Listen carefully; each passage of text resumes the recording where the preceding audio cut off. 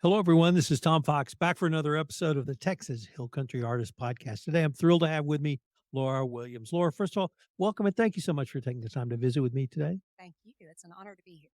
So, Laura, I always like to start by asking, did you know from the time you were a little girl you wanted to be an artist? Was there some spark, some teacher, some event, some aunt? When did you start? I realized I loved art when I was about 8 years old. My father was artistic and he was taking oil painting lessons in the town of Katy, where I grew up, from a woman. And he invited me to go along with him. And so I started attending art class with my dad and we painted together. Um, You told us you lived in Katy. Katy is very different now from the town you grew up in. Absolutely. Tell me a little bit about growing up in Katy, I would assume in the '60s. Yes, that's correct. We moved to Katy when I was 4 in '61, I believe. So, my dad was recruited. He was a dentist, and the town needed a dentist. It was a small town of maybe 1,000 people then, and mostly rice farming. And so the medical doctor, Dr. Bing, recruited my dad to become the town dentist, which he accepted. Grew up there. I graduated from Katy High School when it was a 2A high school. My graduating class was 135 people, and it was the only high school in Katy. And now I think they're up to 9 high schools and 80,000, 90,000 students. Quite different. So you took this class with your dad when you were 8. Can you give sort of the progression of your, artistic development from there till you became an adult? Sure. I took art when I was in junior high we had an art teacher in junior high school, so I took a class then. Oh, and I forgot. So my mother, we my siblings and I jokingly refer to our mom as the Beaux Arts and Crafts mom. She would enroll us in these classes in Houston at a place called the Talent Tree. And that was back in the days of decoupage box purses and paper mache. And so we did arts and crafts a lot. And then I took junior high art. Junior year in high school, I was in a chemistry class, and this was pretty pivotal actually for me. It's the first week of school. My lab partner dumped the whole rack of test tubes in my lap. They had to throw me in the safety shower. My mom had to bring new clothes up for me to school. And that night at dinner, I remember my dad suggesting to me, Laura, have you thought about taking art instead of chemistry? And he talked with me about it, and we decided that art class would probably be a better fit, that I was probably not going to become a scientist. Yeah, so that kinda changed my trajectory, and then went to college, majored in studio art at a small university in Georgetown, Texas, Southwestern University, and was there 2 years and then thought, "How am I gonna support myself as a studio artist?" Because, again, the world was different back then. We didn't have the internet, and I would probably have to paint, I don't know, all night and be a waitress all day or something to support myself as an artist. So I looked into what could I get a Bachelor of Fine Arts degree in art with a more stable career with a steady paycheck. And so I ended up transferring to Texas Tech because it was one of the few schools that offered an interior design degree in the art department. I ended up in Lubbock at Texas Tech and got my BFA, went to work in interior design. So, yeah, What was Texas Tech like when you were there? it was, I loved it. I didn't know anyone when I went. I just went basically cold turkey, took a potluck roommate in one of the dorms. But the people, it's that West Texas hospitality that you hear of quite often. And just everyone was kind and nice, and I really flourished there. It was a great place. I met my husband there. It was flat and dry, and far away. So Not like Katy. So tell us, graduate from college, and, what did you do then? so I went to work for mainly architectural firms. I wanted to be in commercial design, and I should say this, my husband got a job with Shell Oil Company, so he made a lot more money than I ever did, and so we would go wherever his job let us. So we were transferred probably about every 3 to 4 years with Shell between New Orleans, Houston, California, those kinds of places. And so I would um, get a new job wherever we landed. And I worked mainly for architectural firms. The Mathis Group was one, ISD Incorporated was another.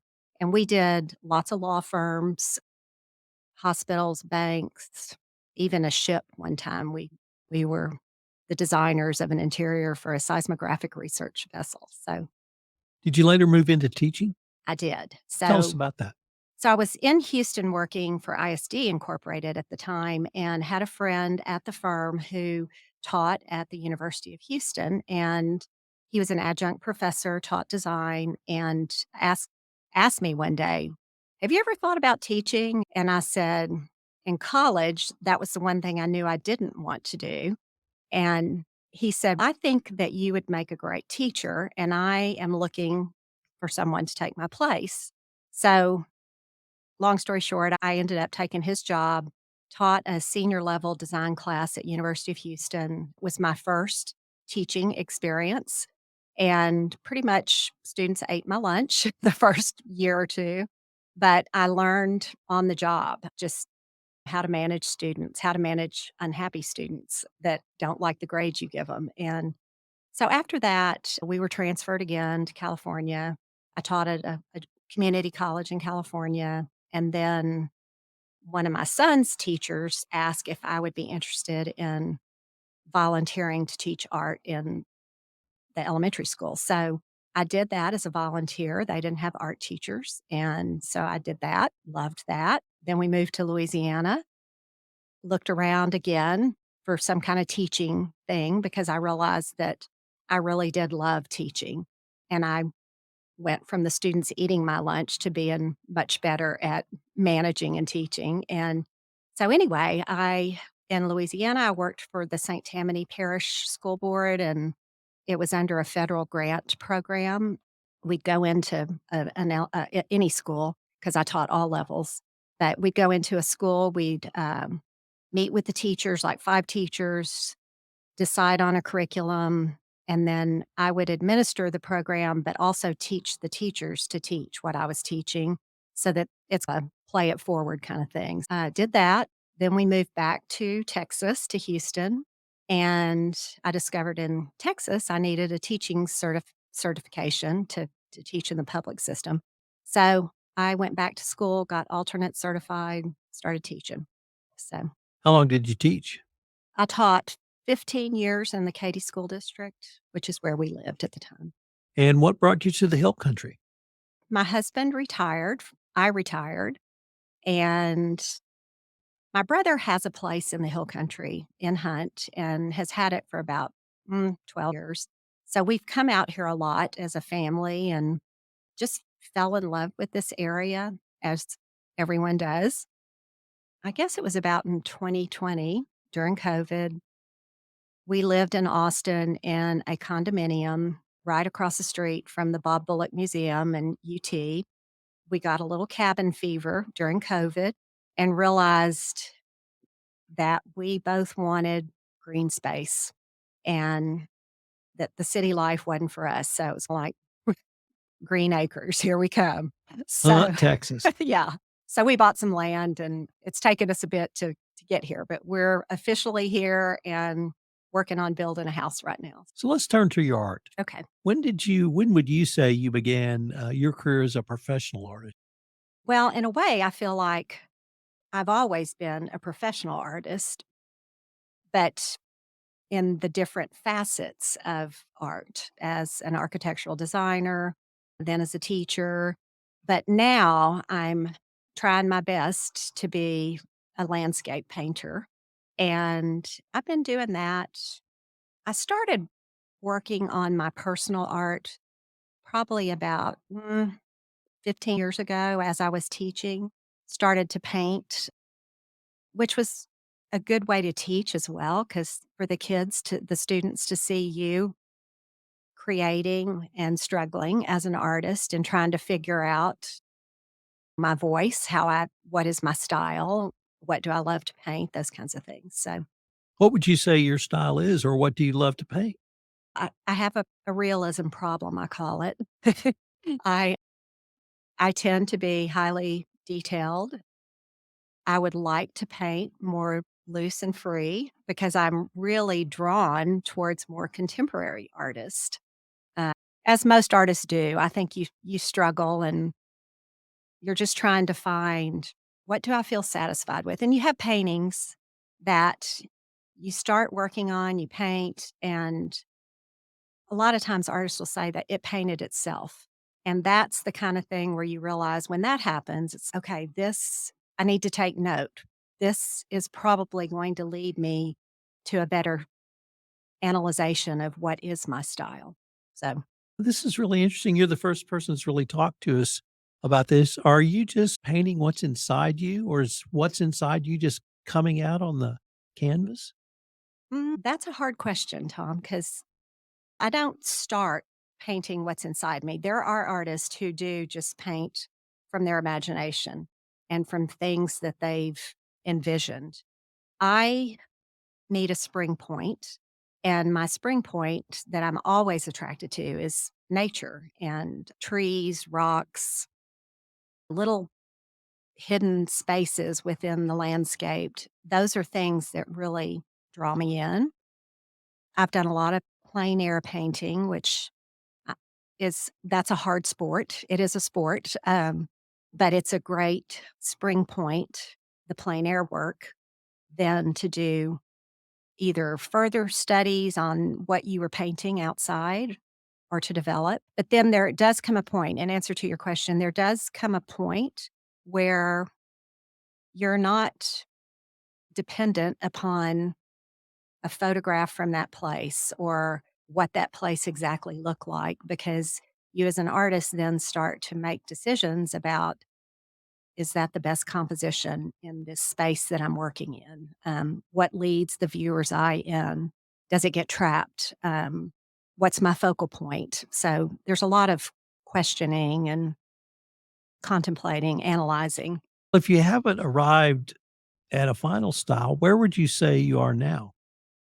I I define myself now because I have a website and people ask you. So I define myself now as an impressionistic slash realistic artist. I am trying to move away from so much realism and trying to work on brush strokes and edges of paint and those kinds of things. Do you have any upcoming shows you could tell us about or anything along those lines? Sure. Right now, I have a show with 6 other fabulous women called The Magnificent Seven at Kerrville Arts and Cultural Center. I think it runs through this Saturday. And then also this weekend, I'm teaching a plein air workshop in Centerville, Texas. I haven't ever done that before, so that'll be new and exciting for me, and hopefully the students or the participants will feel the same way, excited to be there. How's been the reception that you perceived of the Magnificent Seven? It's been fabulous, I think. Yeah, we had a reception a couple of weekends ago. It was well attended, and people were very complimentary of the work and the group of artists as we came together. I think the show works nicely because we're all landscape artists, but we're not all the same style. Right. And so that's nice to just have some different fluidity to the show. We have a great poster, Oh, thank you. and I can't remember who offered me one. I said, "I'll take it signed." We need to get that to you. Yes, so that will be my payment for this podcast series, and then I'm Can gonna do. frame that. I can do. After the Magnificent Seven ends, do you have any upcoming shows, either the rest of 2023 or maybe even into early 2024? I don't have anything planned as of yet. We are going the Magnificent Seven is going to ride again next year. We'll be back up in action September of 2024. Looking forward to that. Yeah. I've got work in Fredericksburg at the Good Art Company Gallery, which is a great gallery. Love Mary Catherine Feckle, who is the owner, and she has a great collection of different types of artists and styles. Speaking of styles, yeah. If anyone wanted to take a look at your work or visit your website, where would they go? Go to laurawilliamsgallery.com. And then, of course, I'm on Instagram and Facebook under the same name, Laura Williams Gallery. Laura, I wanted to thank you so much for taking the time to visit with me. This has just been a delightful pleasure. Thank you, Tom. It's been a pleasure as well.